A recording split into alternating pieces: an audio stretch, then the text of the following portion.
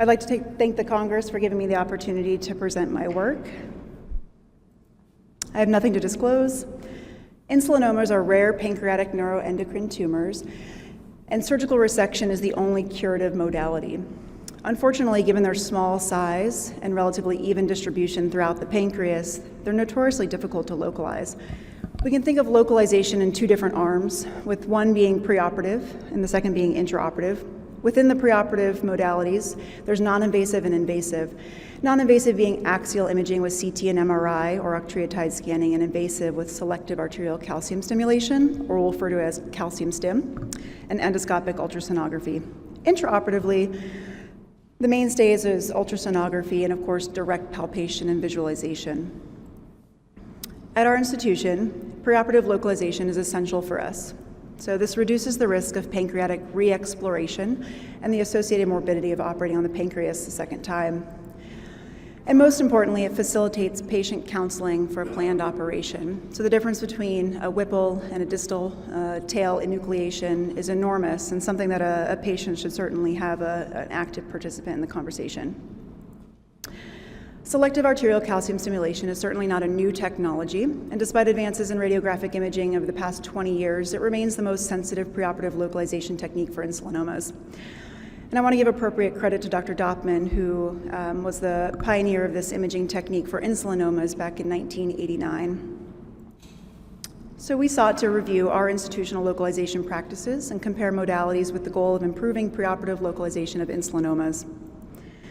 To perform this study, we reviewed all of our surgically resected insulinomas between the years of 1995 and 2016. This included 43 pathologically confirmed insulinomas. 5 were excluded for the diagnosis of MEN1 or nesidioblastosis, and 1 had insufficient data to review.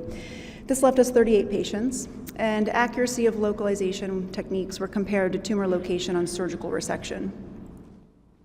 To review how calcium stimulation is performed, just briefly, visceral angiogram is performed through groin access, the femoral artery. Central venous access is obtained and the hepatic vein is cannulated. Calcium gluconate is injected selectively into the GDA, SMA, splenic, and hepatic arteries, and following injection into each of these respective arteries, plasma insulin levels drawn from the hepatic vein at serial time points beginning at 0 up to 120 seconds post-injection. And just to review our regional distribution, the GDA and SMA is supplied to the head and neck, which is considered localizing in that region, and splenic artery is localized to body and tail. The hepatic artery is injected and stimulated, and levels are drawn to evaluate for metastatic disease. And with all that, it spits out this nice graph of information.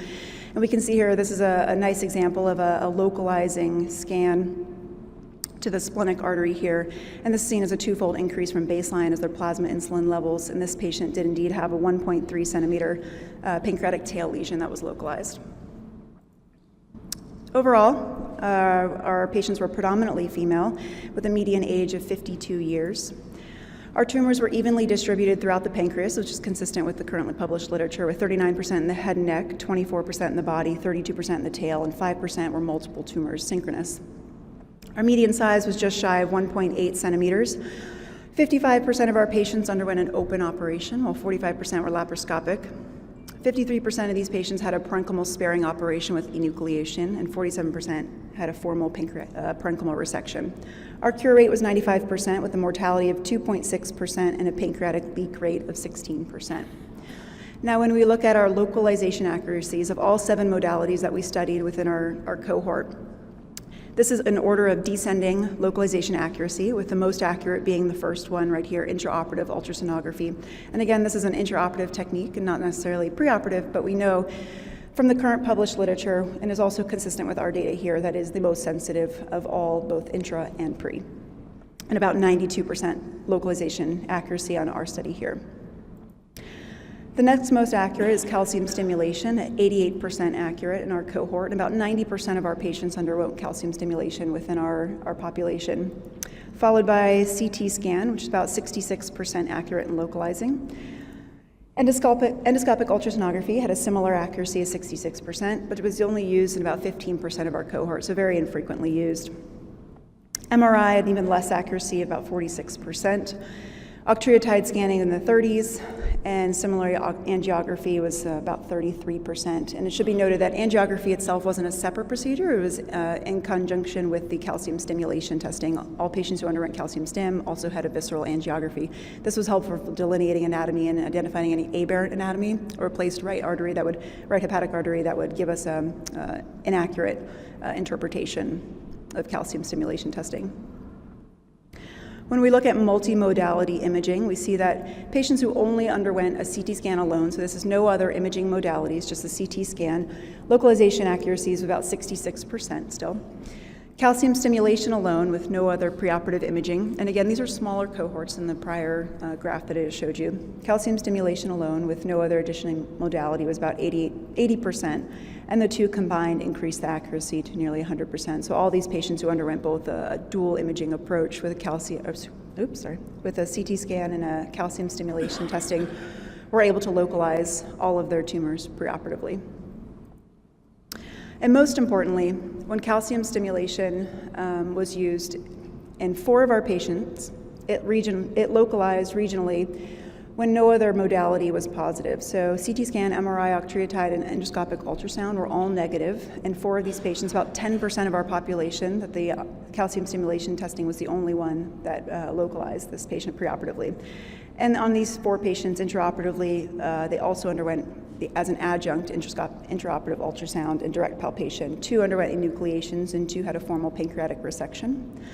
Additionally, for our 5% of our cohort that multiple synchronous insulinomas, these were only localized with calcium stimulation testing.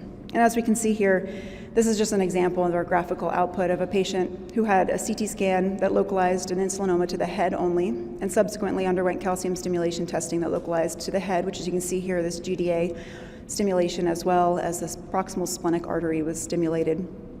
And indeed, on resection, the patient had 2 synchronous lesions. Some important limitations to note from our study: this is a single-center retrospective review of a small study population in a relatively rare disease, and that calcium stimulation testing requires experienced interventional radiologists, not a benign procedure, although our risks were very low in our own cohort. We acknowledge that this is an invasive procedure. In summary, preoperative localization facilitates patient counseling, preoperative planning, and reduces risk of reoperation. And our institution's 18-year experience here is reviewed with the surgical management of insulinomas. Calcium stimulation remains a safe, highly accurate localization modality, and when combined with calcium stimulation and CT scan, it's highly predictive of cure. Thank you, and I'm happy to take any questions.